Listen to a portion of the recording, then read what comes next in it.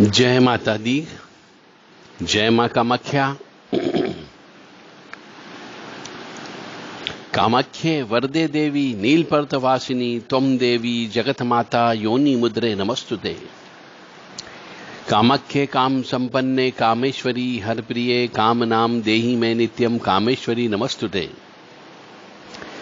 कामदे काम रूपस्ते सुभगे सुर सेविते करोमि दर्शन देव्यम सर कामार्थ सिद्धयेत्। ओम महेशानी महामाये चामुंडे मुंडमालिनी आयु आरोग्य ऐश्वर्य देहि में देवी परमेश्वरी। ओम जयंती मंगला काली भद्रकाली कपालिनी दुर्गा क्षमा शिवा धात्री स्वाहा सदा नमस्तुते। ओम सर्वमंगल मांगल्ये शिवे सर्वासादिके शरण्ये त्र्यंबके गौरी नारायणी नमस्तुते। दुर्गति नाशिनी दुर्गा जय जय काल विनाशिनी काली जय जय उमा रमा ब्रह्माणी जय जय सीता राधा रुक्मणी जय जय महालक्ष्मी नमस्तुभ्यं सुरेश्वरी हरि प्रिये नमस्तुभ्यं दयानिधि काली काली महाकाली काली के पाप नाशिनी खड़ग हस्ते मुंड हस्ते काली काली नमस्तुते। काली काली महाकाली काली के परमेश्वरी सर्वानंद करी देवी नारायणी नमस्तुते। नीरहार हार धन सार सुधा करंभा कल्याणम दा कनक चंपक धाम्बुषाम उतंग बिन्निकु जुगुम्ब मनोहरांगी वाणी नमामि मनसा वत्सा विभूतिये। ओम ऐं सरस्वत्यै नमः। ओम ह्रीं दुर्गाय नमः। या ज्वल ज्वल प्रज्वल अग्नि रूपाय ओम होम ह्रीं श्रीं ज्वाला देवी नमो नमः। ओम त्र्यंबकं यजामहे सुगंधिं पुष्टिवर्धनम् उर्वारुक्मी वंदनान् मृत्योर्मुक्षीमामृतात्। ओम ह्रीं आपदाम भर्तारं दातारं सर्वसंपदां लोकाभिरामं श्रीरामं भूयो भूयो नमाम्यहम्। हम हनुमते रुद्रात्मका हुं फट् ओम ह्रीं हनुमते रामदूताय नमः। ओम बम भैरवाय नमः। ओम क्लीं कालिकाय नमः। ओम हम शम नम गम फम सम खम महाकाल भैरवाय नमः। देवराधा ट्रस्ट की तरफ से सत्यवाणी की प्रस्तुति।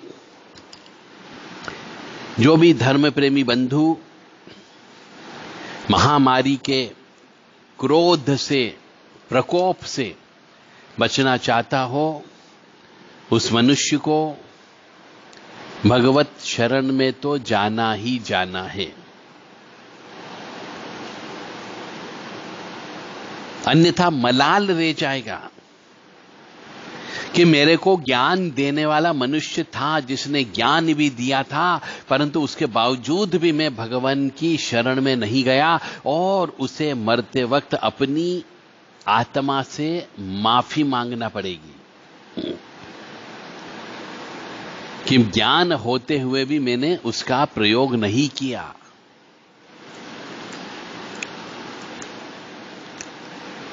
क्योंकि जब अंतिम समय आता तब उसे अपने सभी कर्म और कुकर्मों का लेखा जोखा उसके सामने प्रस्तुत होता है।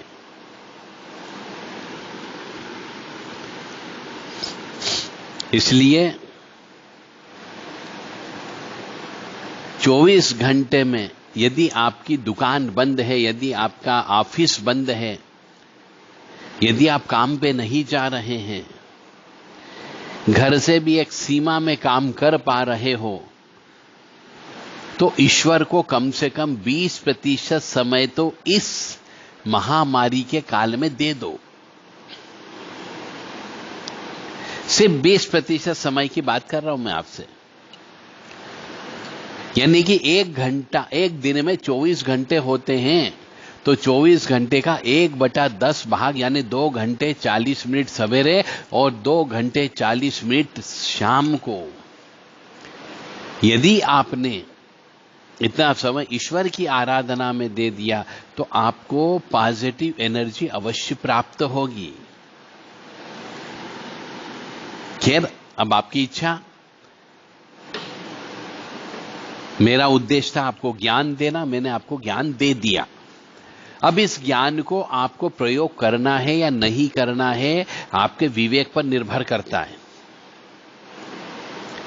भगवान ने आपको बुद्धि भी दी है, ज्ञान भी दिया है, सोचने समझने की शक्ति भी दी है, पढ़ा लिखा भी बनाया है और हर तरीके से अच्छे से नवाजा है। फिर भी यदि आप गलती करोगे तो ईश्वर माफी नहीं देता है, उसके यहां माफीनामा बिल्कुल भी नहीं चलता है। जो गलती की है उसकी सजा अवश्य मिलेगी। अब ये बस्ते का बोझ जो आपने बच्चों पे डाला, बच्चे ने पढ़ाई लिखाई की, वो पढ़ाई लिखाई किसी काम की नहीं है। बच्चे को आपने इंग्लिश मीडियम स्कूल में पढ़ा दिया, IITN करवा दिया, IIM से डिग्री दिलवा दी, वो किसी काम नहीं आ रही है। आप बच्चे को जरा आध्यात्मिक ज्ञान दे दो। अब तो उन्हें बोल दो कि भैया रामायण जी का पाठ कर लो, भागवत जी का पाठ कर लो, पुराण का पाठ कर लो। कम से कम उन्हें इस समय में उन्हें इस ओर प्रेरित करें कि वास्तव में हमारी हिंदू सनातन धर्म, संस्कार, संस्कृति, परंपरा क्या कहती है। जरा वो ज्ञान भी तो उनको दिलवा दो। बहुत हो गई डिग्री, बहुत कमा लिया पैसा, और यदि पढ़े लिखे अभी भी पढ़ाई लिखाई कर रहे हो तो अब पढ़ाई लिखाई तभी हो ही नहीं रही, बंद हो गई। कोई परीक्षा नहीं हो रही है, कोई प्रैक्टिकल एग्जाम नहीं हो रहे हैं, तो कम से कम ये प्रैक्टिकल करके देख लो भगवान का नाम का स्मरण करने से कितना विल पावर में वृद्धि होती है, आत्मविश्वास में वृद्धि होती है या नहीं होती है, या कैसा महसूस होता है जप तप करने के बाद में।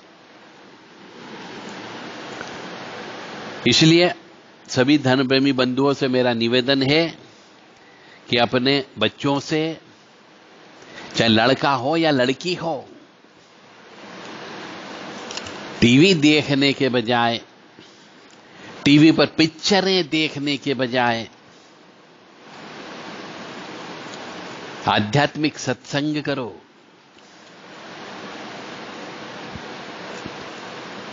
अपने धर्म के बारे में गहन विश्लेषण करवा दो, ताकि उनको समझ में आए कि वास्तव में हिंदू धर्म क्या है, हमारा सनातन धर्म क्या है, यह समझ सके। और यदि उनको पढ़ते समय कोई भी प्रश्न आ जाए तो वो प्रश्न आप हमसे व्हाट्सएप के माध्यम से पूछ सकते हैं।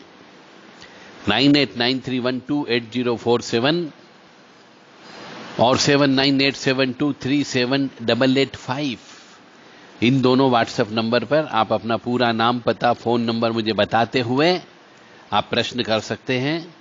मैं आपको उन प्रश्नों का उचित शास्त्र सम्मत आपको अवश्य जवाब दूंगा। अब हम आते शमशान। शमशान का अर्थ क्या है वास्तव में? जहां पे शव और चिता को जलाते उसे शमशान ही क्यों बोलते हैं?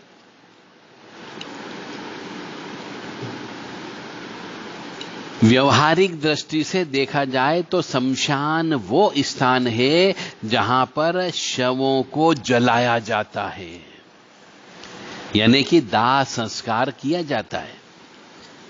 परंतु आध्यात्मिक या दार्शनिक दृष्टि से शमशान का अर्थ कुछ और ही होता है। शमशान यह वो स्थान है जहां पर पंच या पंच महाभूत चिद ब्रह्मा में विलीन होते हैं। आकाश, पृथ्वी, जल, वायु तथा अग्नि, इन पंच महाभूतों से संसार के समस्त जीवों के देह का निर्माण होता है तथा शरीर या देह इन्हीं पंच महाभूतों का चित्रण है, मिश्रण भी है। अतः शमशान वो स्थान है जहां पांचों भूतों के मिश्रण से निर्मित ये मनुष्य देह अपने अपने तत्व में मिल जाते हैं, उसे शमशान कहा जाता है। अब तामसिक गुण से संबंध रखने वाले देवी देवता शमशान भूमि को इसी कारणवश अपना स्थान बनाते हैं, निवास स्थान बनाते हैं। क्यों? जैसे काली, तारा, भैरवी और भी अन्य देवियां शमशान भूमि को अपना निवास स्थान मानती है। और इसका भी एक महत्वपूर्ण कारण है। आध्यात्मिक दृष्टि से शमशान विकार रहित हृदय या मन का प्रतिनिधित्व करता है। यानी शमशान में किसी प्रकार का कोई दोष उत्पन्न नहीं हो सकता, क्योंकि जो भी मनुष्य वहां जाता वह विकार रहित हो जाता है, शून्य रहित हो जाता है। क्योंकि मनुष्य की देह को जलाया जाता है, और जब जलती हुई देह को मनुष्य देखता है तो उसके मन में एक ही भावना विकार होती है, क्या साथ लेकर के आया था और क्या साथ लेकर के जा रहा है। नंगा आया था और नंगा ही खाली हाथ जा रहा है। यानी मानव देह कई प्रकार के विकारों का स्थान है, जैसे काम, क्रोध, लोभ, मोह, ईर्ष्या, स्वार्थ इत्यादि। अतः देवी उसी स्थान को अपना निवास स्थान बनाती है जहां इन विकारों का या व्यर्थ के आचरणों का दाह होता है, जलाया जाता हो। तथा मन या हृदय वो स्थान है जहां पर इन समस्त विकारों का दाह होता है। अतः देवी काली अपने उपासकों के लिए, साधकों के शून्य विकार, शून्य हृदय पर ही वास करती है, जहां पर काम, क्रोध, लोभ, मोह, मद, मत्सर, ईर्ष्या, तृष्णा ये नहीं होती है।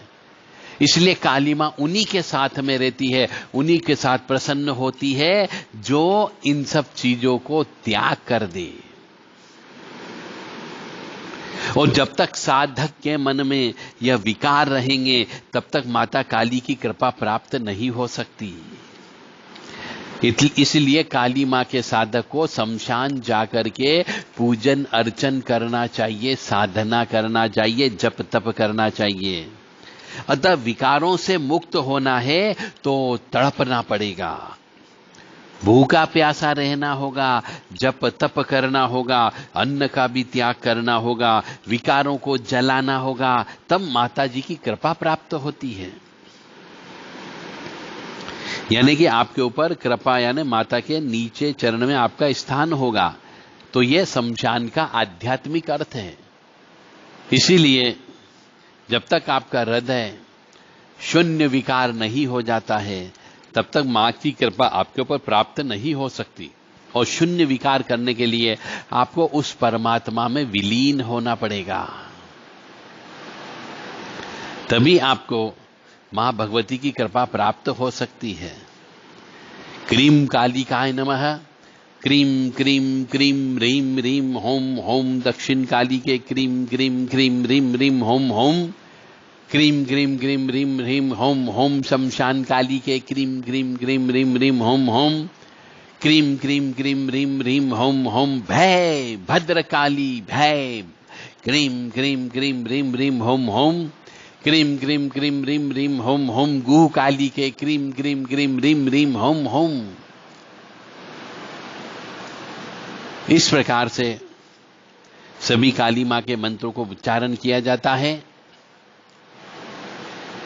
ओम ह्रीम क्लीम कपालिनी कंकालिनी, मम सर्व शत्रु भक्षे भक्षे, द द हन हन पच पच, मथ मथ, ग्रस ग्रस, पिब पिब, खादे खादे, हिंसे हिंसे, मारे मारे, बिंदी बिंदी, छिंदी छिंदी, उच्चाटे उच्चाटे, दावे दावे, शो शो शो से, नाशे नाशे, मारे मारे, कीले कीले, छेदे छेदे, संत्रासे संत्रासे, भकार, द द फट स्वाहा।